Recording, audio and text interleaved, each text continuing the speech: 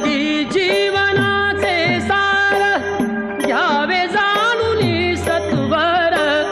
जैसे ज्याचे कर्म तैसे फळ देतो रे ईश्वर. जैसे ज्याचे कर्म तैसे फळ देतो रे ईश्वर.